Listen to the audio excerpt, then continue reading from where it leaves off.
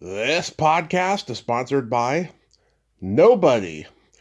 Hey dudes, welcome to Splat from the Past, the only 80s themed horror sci-fi show where things can get totally radical. Now, I am so excited for today's show because I will be welcoming a guest I have wanted since day one, and I finally made the connection recently. I'll be talking to Byron Thames.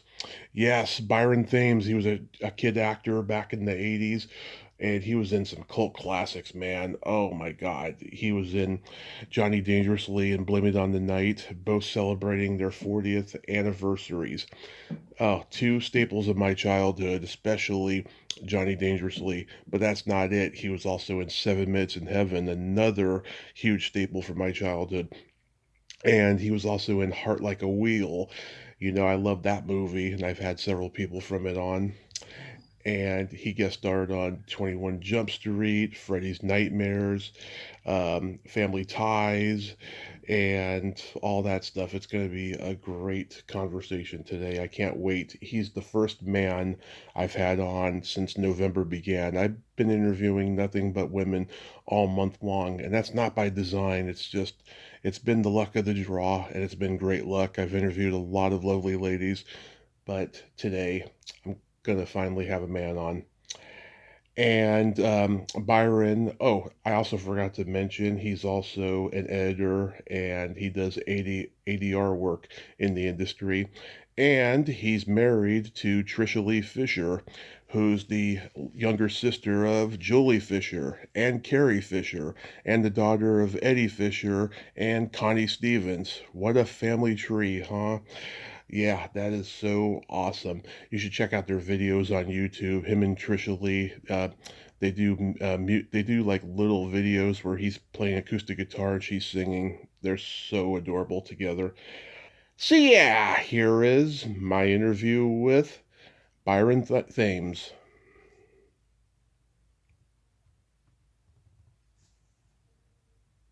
Hey Byron, welcome to the show. How are you today? Hey, Tommy. Good, man. How are you? I am fantastic. This is such a great honor. Thank you so much for coming on today. I've been a fan forever. Thanks, man. Yeah, and by the way, you're the first man I've had on the podcast all month. I've been interviewing nothing but wonderful ladies, but it's nice to have guy talk every now and then. Well, if I were you, that's what I'd be doing, talking to the ladies. Yeah. I'm very blessed that way. So, going back in time, you were obviously a kid actor. What age did you start gravitating toward acting? um, Around the age of 11, I stumbled into an acting class with my neighbor kid, friend of mine was going, and I just went along and just fell in love with acting right away, and um, got into it at age 11, and soon after got an agent and was fortunate enough to get a couple of auditions and get a couple of jobs kind of early on, and just that was it, man. I had the bug. Wow. So, did you do any like school plays before that? No, in fact, before that, I was playing piano a bit and doing some soccer and stuff, and had no gravitation toward acting. But then the acting class that I got into, in particular, was like a very like a hard, it was like a hardcore methody kind of like, Hmm. acting class for adults. Really, I was by far the youngest kid in there, and so it was just this sort of a lot of emotional exercises and improvs and stuff that was really cathartic Hmm. for me at the time because we had been moving around a lot, and there were some changes going on with my family, so it's like a great way to just express my emotions in a really fun, creative way. Wow. So you spent the first half of your life in New Orleans. Did you see a lot of Mardi Gras parades growing up?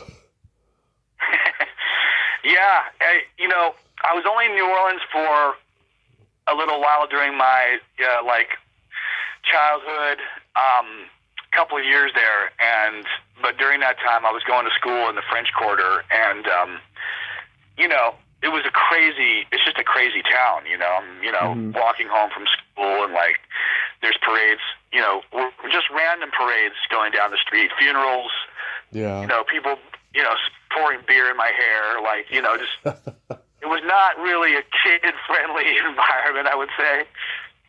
Yeah, But, pretty wild. yeah, Mardi Gras was really fun. Yeah, wow. So your mom moves you to LA. Do you start acting in commercials first?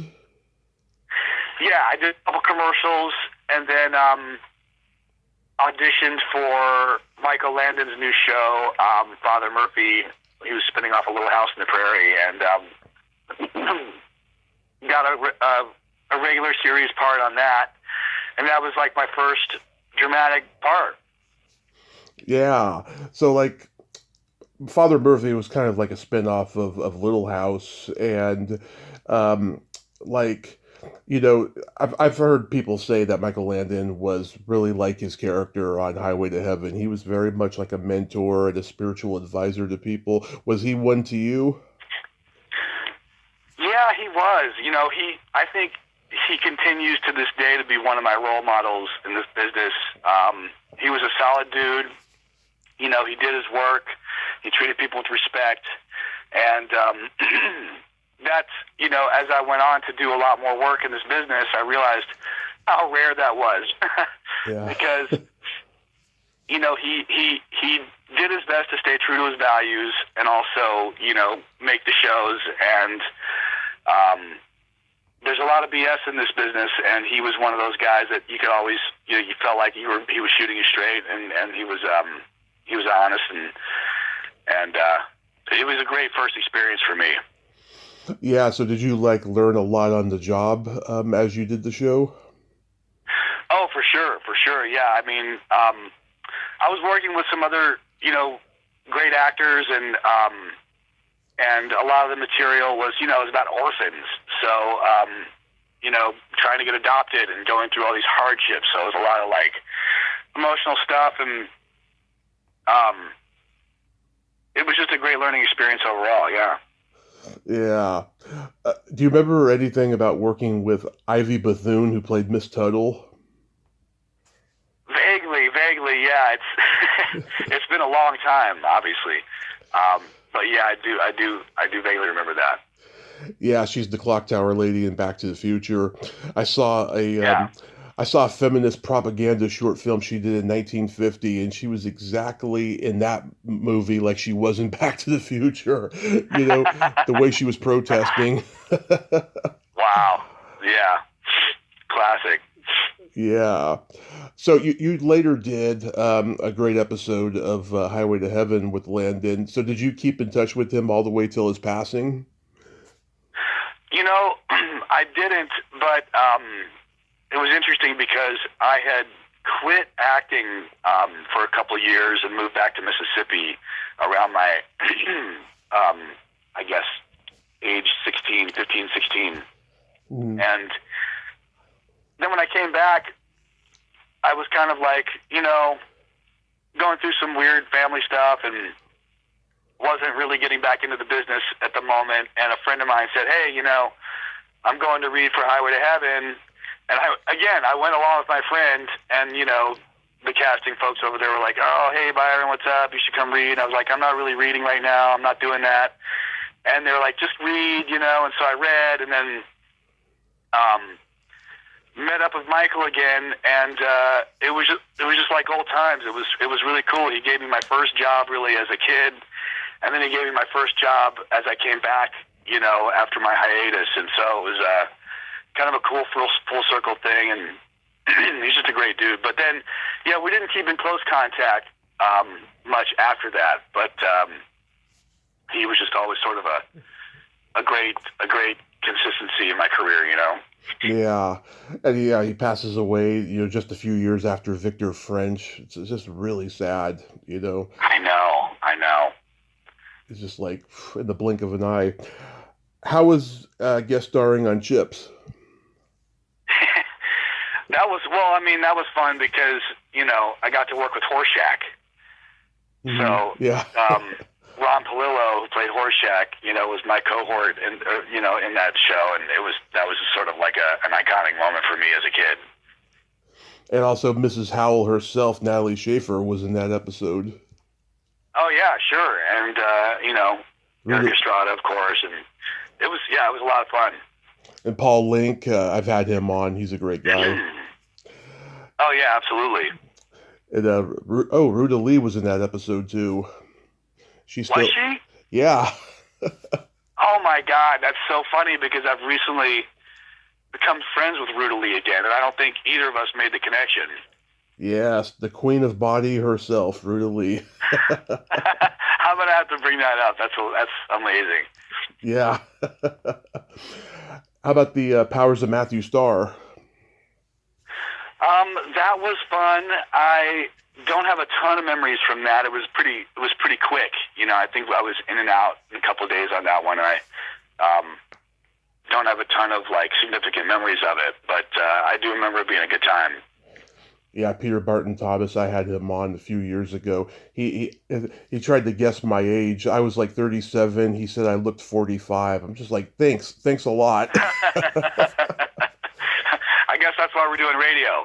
Yeah, well, it's funny because we were doing Facebook Messenger call, and I accidentally turned the camera part on, and we had to face each other during the whole time. And yeah, I was 37 at the time, and he said I looked 45. I'm like, yeah, thanks a lot. That's funny. That's funny. Yeah, he was a cool dude. I love Heart Like a Wheel. It's such an underrated biopic about Shirley Muldowney. Anything stand out about that? Um, yeah,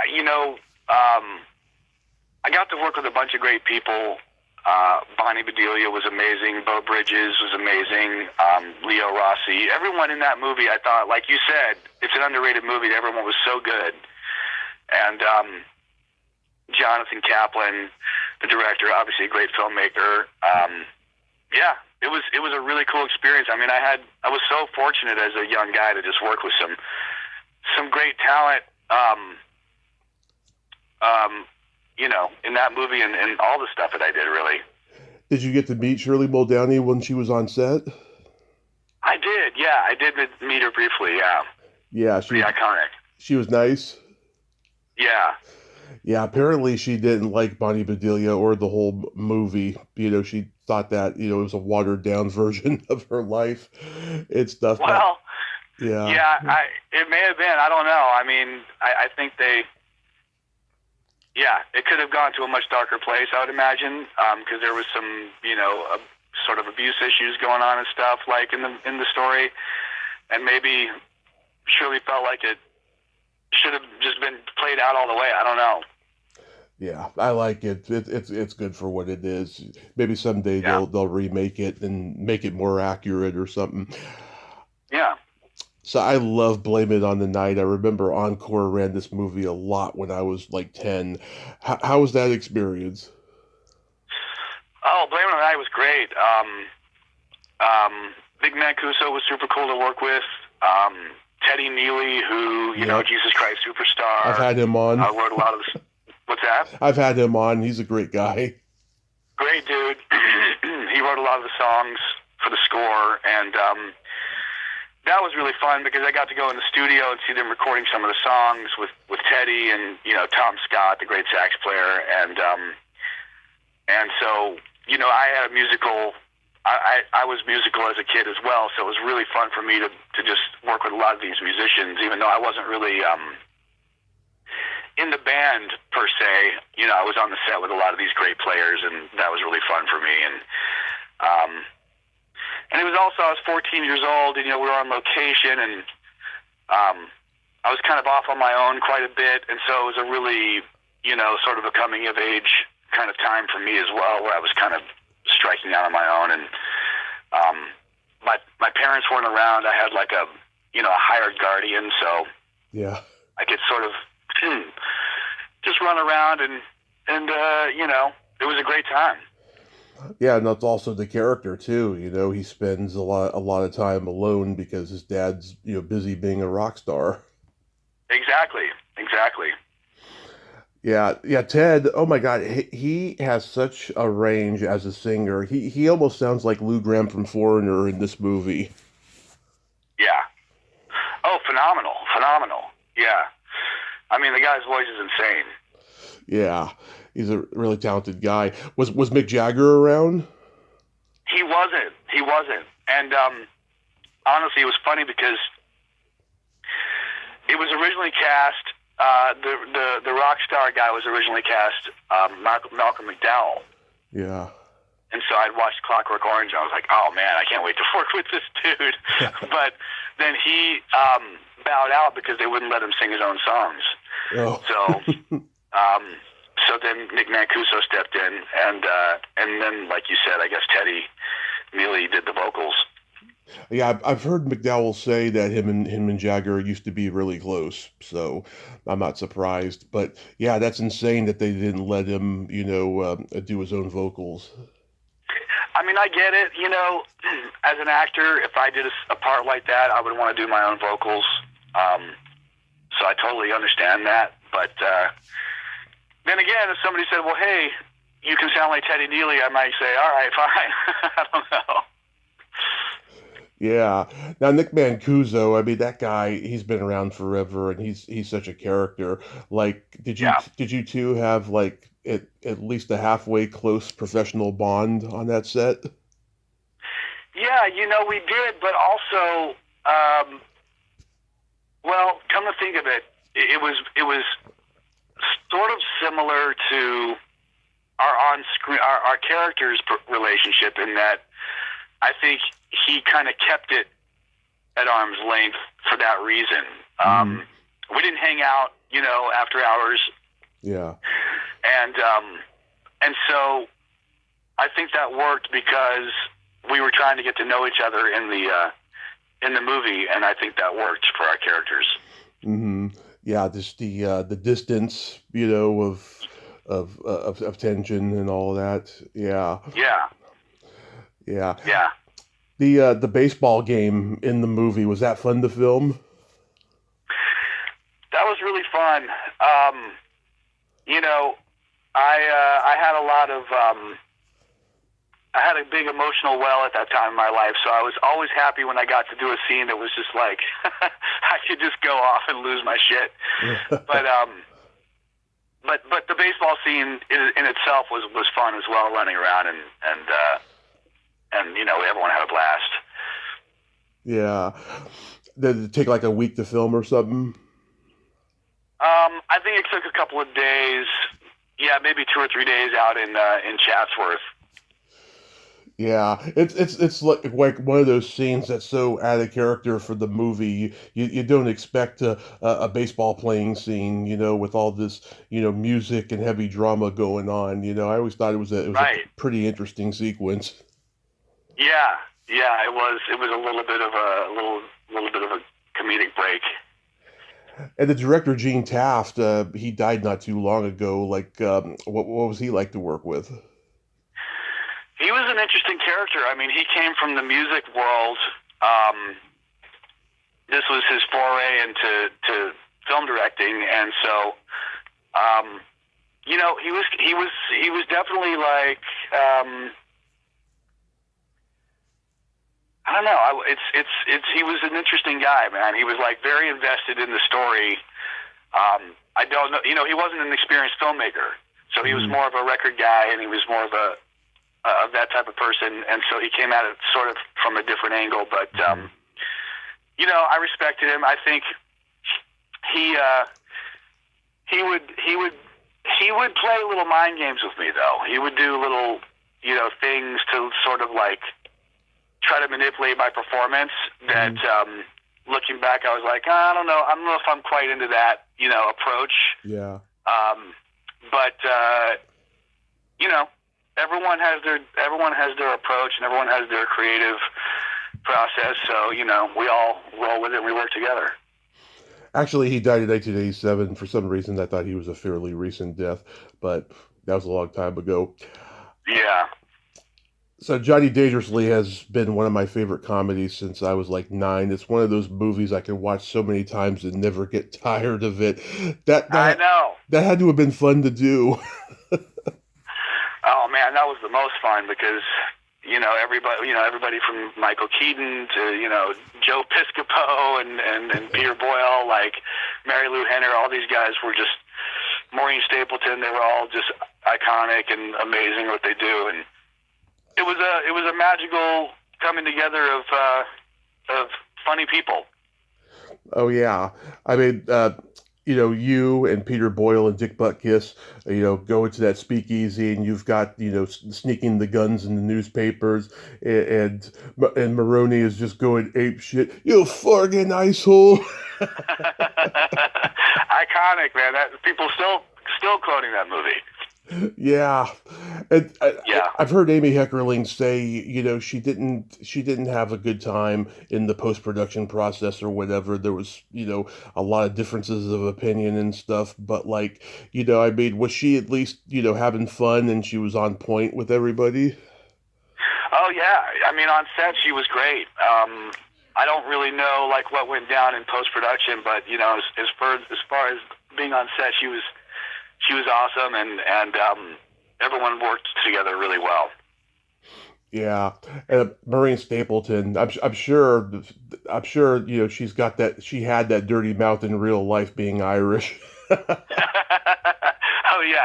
yeah, she was a character, man. She was awesome. She's so good in the movie, and the guy, the kid who played your little brother, he ended up becoming a lawyer later. Did he? Yeah. I didn't keep in touch with him. I wondered what happened to him. Yeah, a guy I know had him on his podcast years ago, and stuff. Yeah, but he was a working kid actor as well.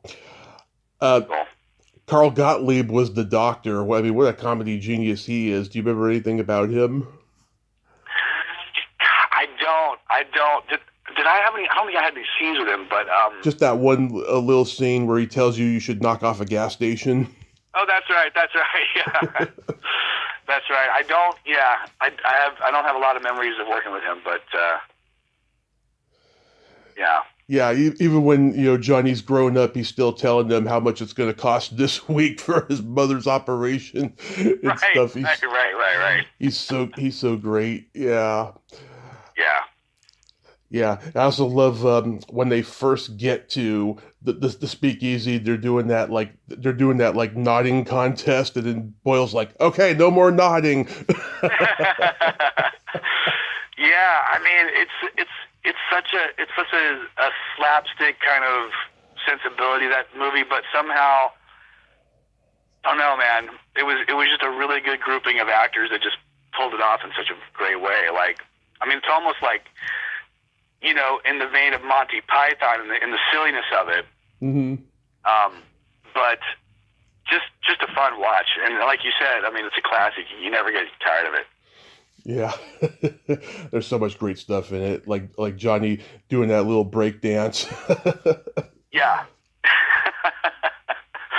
Yeah. It's just brilliant. Yeah, and I've talked to Scott Thompson, who played, his gangster buddy that helps break him out of jail. Yeah. Uh-huh. And he said that really was him mooning the couple in the car. That was really his ass, he told me. Nice. Doing his own stunts. Yeah, doing his own stunts. I also grew up watching 7 Minutes in Heaven. It was on HBO a lot back in 1987. And yeah, I've talked to Maddie and Noel and Marshall Bell and Linda Pfefferman, all great people. So I'm curious to know, like, when you were making that movie, were you going through a lot of what Jeff was going through at that time in the movie? Well, it's interesting. A lot of times throughout my career, and I think other actors as well, a lot of times the parts that they end up playing are reflecting kind of some of the stuff they're going through in real life. And I definitely had an evil stepfather at the time. Mm-hmm. And, and I was definitely trying to figure out what the chick game was all about. So yeah, I mean, it was pretty, it's pretty straight up the middle. Yeah, I mean, because you really commit to Jeff's angst in the movie, I have to say. I mean, you just do a fantastic acting job. Thank you. I mean, it was a weird time, and Jeff's character, like you said, is just sort of like pretty off center, Yeah. Pretty off balance in terms of like where he's at, and so I tried to sort of to embody that kind of energy. Yeah, I don't know if the Indie Spirit Awards existed at that time, but you should have gotten a nomination. Oh, thanks, man. Yeah, I mean, God, I can't imagine anybody else in that role. Jennifer, Thank you. of course, Jennifer, she had done Once Upon a Time in America, but had she done Labyrinth yet? I don't think so. No, I think it was right before that. Yeah, because both movies came out back to back at that time and stuff, and she's so talented. I think it took her a little while to get to, you know, where she is now, you know, being a movie star actress and everything. But God, she's just so talented and of course gorgeous. Oh yeah, she was great. She was a blast to work with too. Yeah, Maddie, oh my God, she steals the movie.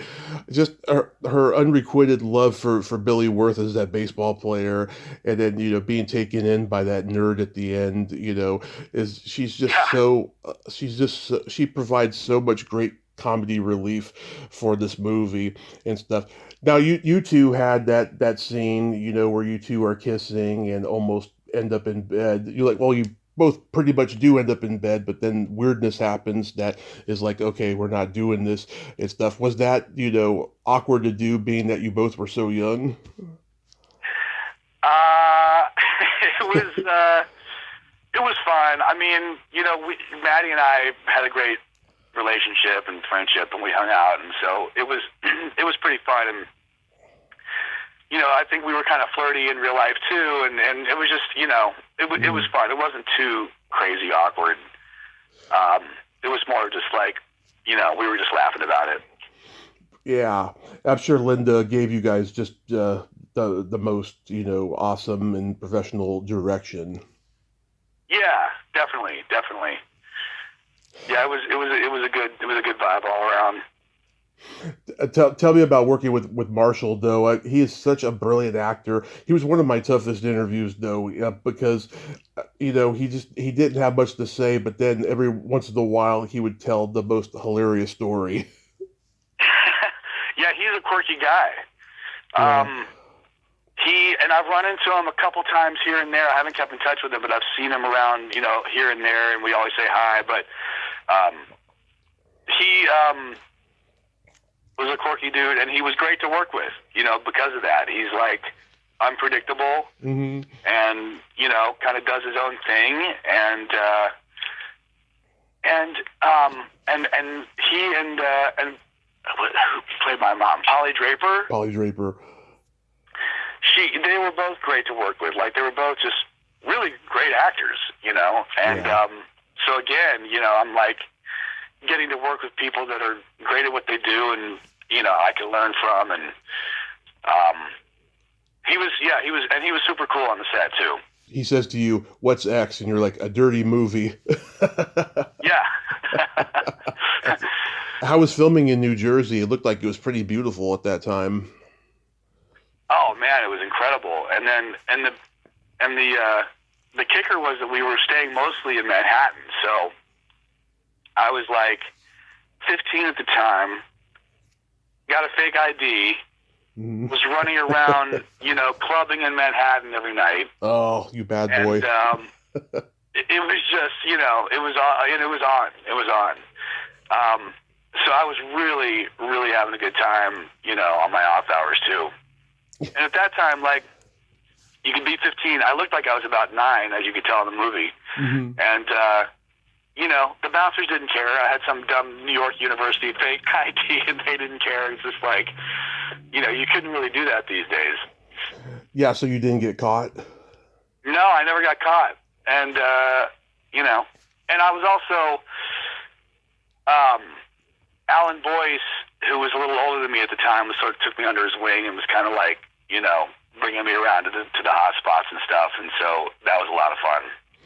Nice. You had a scene with the late great Spalding Gray as the teacher. He was, Yeah. God, an underrated genius. What was he like to work with? Well, he was just that, you know. I was just like, who is this guy, you know? Yeah. He was a nut. but of course, like you said, a creative genius, amazingly talented, multi-talented dude, and really fun to work with. Yeah, Really, keeps you on your toes. Like, what's this guy going to come up with next?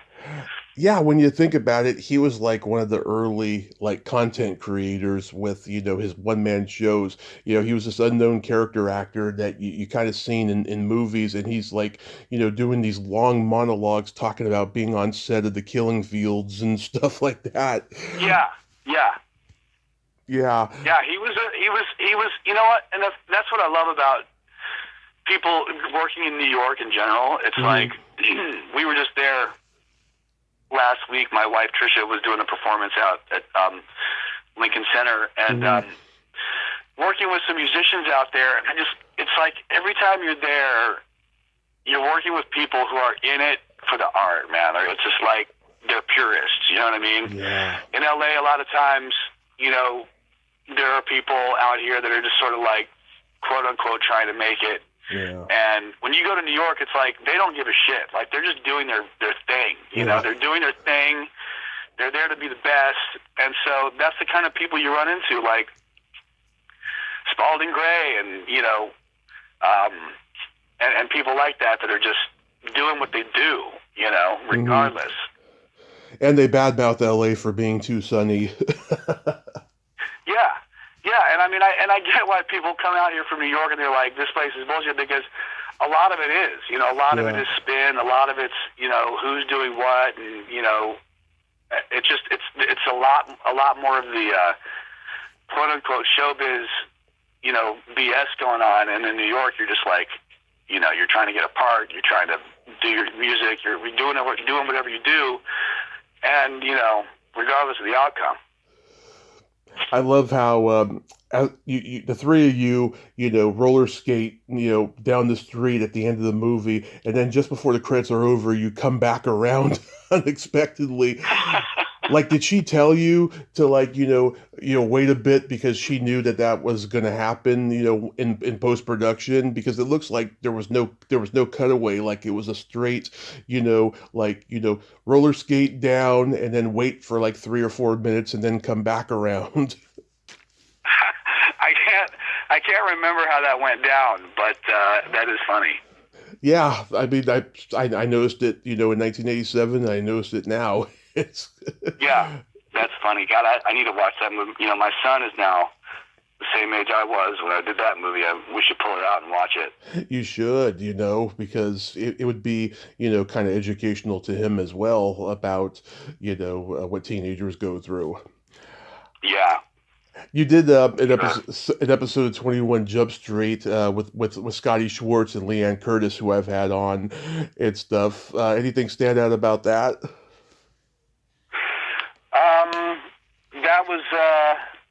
That was a lot of fun up in Vancouver. Scotty Schwartz and I had a lot of fun running around, and Leanne. The main thing I remember about that is just how beautiful Vancouver was, and how much fun it was shooting that show. I mean, Johnny Depp and Peter DeLuise and everyone was super cool. And I ran into Johnny in LA years later once he got more into the music club nightlife out here. And then his kids ended up going to school with my stepson. So we've sort of like crossed paths a few times since. But yeah, that was really it. It was a week up in Vancouver. It was a lot of fun. We were riding around on motorcycles and just like acting like douchebags, and it was a blast. Did you get to work with Johnny Depp at all? I think just briefly, maybe there was this one scene, where he just is. I think he came in to question us or something like that, but that was about it. We didn't really have much together. How about the Freddy's Nightmares episode you did? That was cool. Michael Lang directed that. He was a great TV and film director. I ran into him again recently too out here. so that was the highlight of working on that is working with him. I think he was a great guy and a great director, and it's funny because it still plays, and someone just hit me up the other day on Instagram. I was like, hey, I'm watching on Freddy's Nightmares. You know, it's like, how are you watching that? Yeah. Where is that playing? Jill Whitlow was my third guest when I started the podcast in 2017. I love her. She is just so sweet and so much fun. Oh, yeah. How's she doing? She's great. She's back home in Florida, and she's slowly getting back into the industry. She's been doing a lot of horror cons, and she's been doing a couple indie horror films. They haven't been released yet, but I'm going to be happy when they do, because it'd be great to see her back on screen again. Absolutely. Yeah, I need to look her up. Yeah, she's up on the socials. She still looks great, and she got married recently. Cool. Yeah. Good. How was the Family Ties experience? That was amazing. You know, again, working with a bunch of amazing people, and trying to remember. I was Tina Yothers' boyfriend. Yep. And I think I did 2 or 3 episodes of that. It was really fun.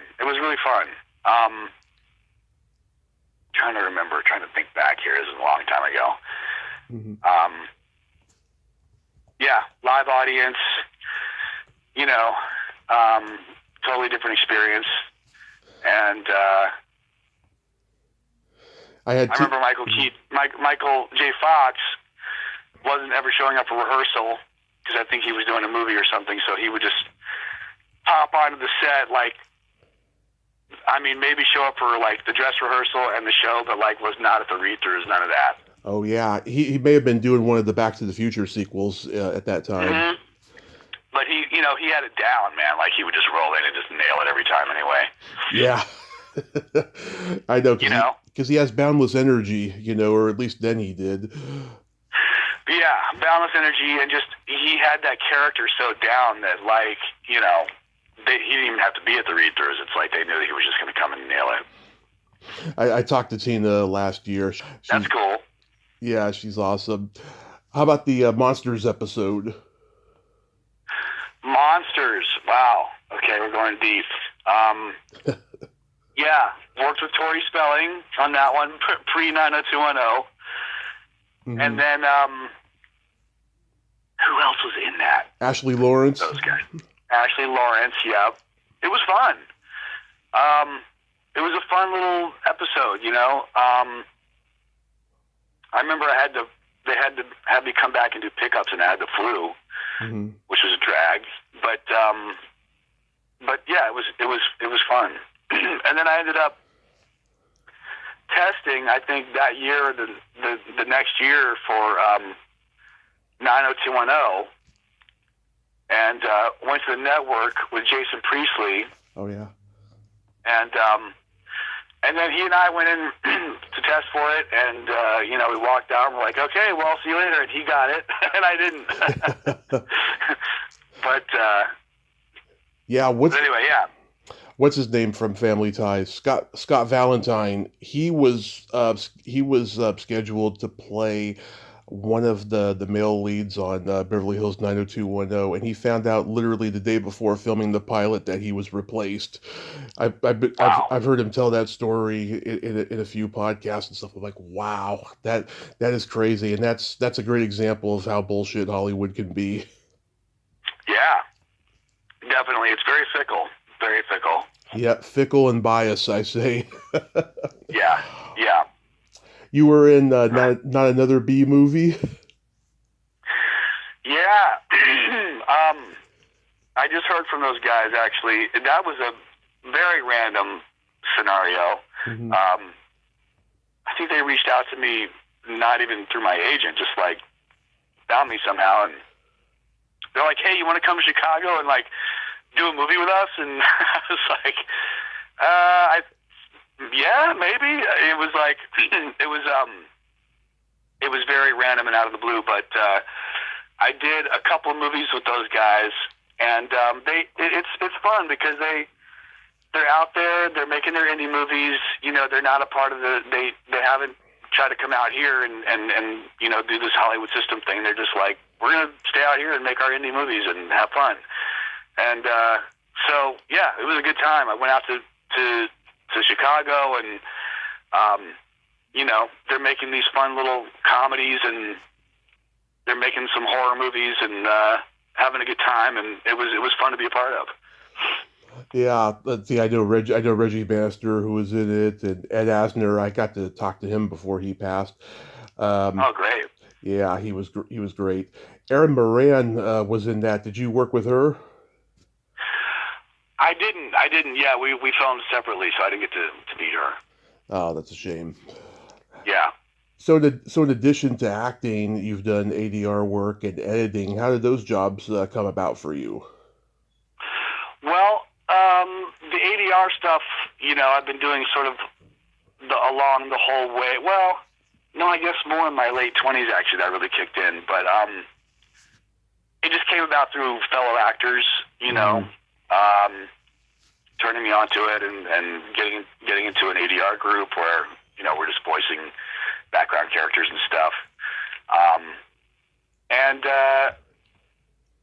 It's fun. It's great. It's fun to go do and make some money. And editing is something that I got into, on my own at the house, just, making my own little stuff. And then I got the opportunity to work on a TV show through a friend of mine. So I went and did that, and, then started getting jobs doing it. So, where acting and my music life can be up and down, editing stuff here and there has been like a great way to stay creative and pay some bills, and also really learn more about storytelling, because that's really where the rubber meets the road in terms of storytelling, is in the edit bay.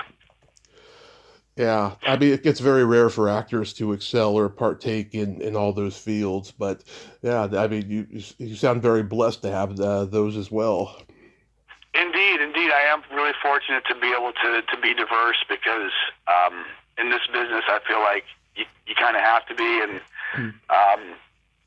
my son Hudson is an actor and a singer, and I've always told him, like, hey, when you're in the studio, watch what they're doing, on the mixing board, and just pay attention to what's going on around you, because, when you're an actor or a singer, the perception is that everyone's there because of you. You're the sort of the center of the universe, and everyone's sort of revolving around you. And then the longer you work and the more projects you do, the more you realize, well, you know what, like 75-80% of this is really not about you. It's about all this other shit that's going on behind the camera and in post-production and all that. And so it's good for perspective, It's good for perspective as an actor and a performer to go into post and behind the scenes and see how much energy is focused there as well. Absolutely. So how did you meet your wife, Trisha Lee Fisher? She went to high school with my ex-wife. And my ex-wife and I used to go to Trisha's mom's house for parties. And so we were all friends. And then I was married. We had a kid. Trisha and her sister Joey were friends of ours. And then after my divorce, I didn't really see Trisha or Joey for a long time, and I was reconnected with her through another friend of ours who said, oh, hey, Trisha's, had started a restaurant at the time, and she's like, just got this place over on Robertson, you should come, have lunch or whatever. And I was like, I wonder how she's doing, So yeah. I went by there one day for lunch, and it was just like gangbusters. It was like we had both hadn't seen each other for several years, so it was just a different energy and a different vibe. And I immediately asked her out, and we just like immediately went out on a date, and that was it. It was like very, very quick. Wow. Yeah. It was absolutely fate. And my God, look at the family tree. You know, Connie Stevens, Eddie Fisher, Carrie Fisher. Wow. Yeah, yeah, it was, and it just like you said, it just felt like fate. It immediately, and from her perspective too, she was like, it was obvious that we both had, you know, familiarity with each other from the past, but it was a new energy, and so that was, I think, 18 years ago. Wow. Yeah. And yeah. I remember she played Burt Reynolds' daughter in Stick, and she played Yeah. she played Chatsy in Bring Me the Head of Dobie Gillis. Yeah, yeah.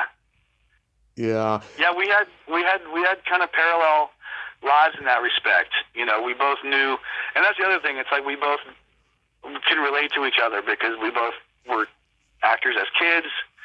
We both were into music later, you know, in our 20s, Mm-hmm. and so we had very parallel lives.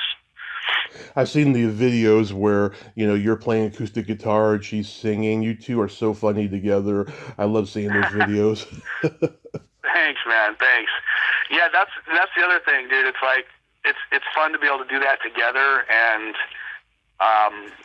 have a good time with each other in that way. It just, you know, it keeps things fun. I also watched Sleepovers. I was laughing. That was a funny little short you guys did. Yeah, that was fun. That was just a little something to do, you know. It's like you got to keep busy and stay creative, and that was just a really fun way to do something creative. So do you have anything upcoming you'd like to mention? Well, I mean, really,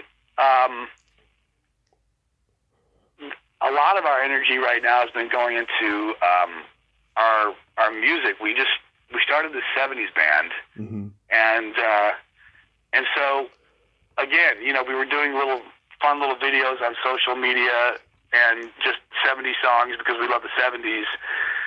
And then we were like, hey, let's put a band together and go out and play some of this stuff. And it's sort of taken on a life of its own. So we're playing every other month up at Herb Alpert's club in LA on Mulholland. Nice. And Beverly Glen called Vibrato. And you know, selling that out every other month and just having a great time. And that's starting to sort of snowball into corporate events and parties and stuff, and so it's, you know, it's just a fun little side project that we're doing, but it's kind of like been keeping us busy recently. So Mm-hmm. that's kind of what we've been up to, and we're thinking about doing a little tour, maybe doing like a tour where we go to different cities and play this stuff, and so that's kind of what we've been up to lately. Oh, that's awesome. I mean, post quarantine, it seems like everything out there is getting a little bit better in terms of places being open and stuff. Yeah, finally. But I know during quarantine, that's when we started the videos because we were sitting home all day, and then we started doing like Instagram lives where people would just, you know, get on there and we'd play songs and talk and screw around and. You know, a lot of my musician friends sort of, some of them hung it up. Some of them were just like, okay, I'm done. Because there were no live gigs. But, Mm-hmm. yeah, finally everything's pretty much back to normal now. Yeah, thank God. Thank God. Yeah. Where are you located? Modesto, California. Oh, you're in California. Okay, cool. Yeah, San Francisco boy, but live in Modesto now. Our right on. Our mutual friend Peggy Lane O'Rourke says hi. Oh, right on. Tell her hi. Yeah, I love her. She's one of my favorite people in the world, I'll tell you.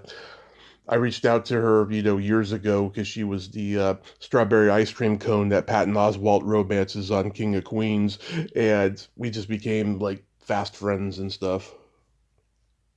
I love it. She's so awesome.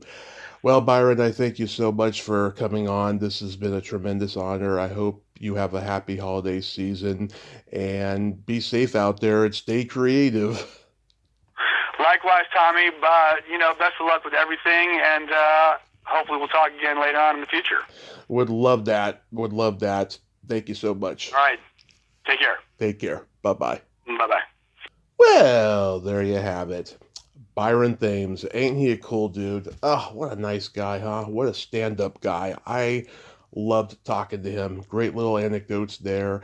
And he's just rocking and rolling with the Fisher family. That's so awesome. And he's still a handsome guy, too. I will just say that right now. He is still a very handsome guy. Well, until next time, this is Tommy Throwback Kovac saying there's no shame in living in the past because the present sucks. Later, dudes!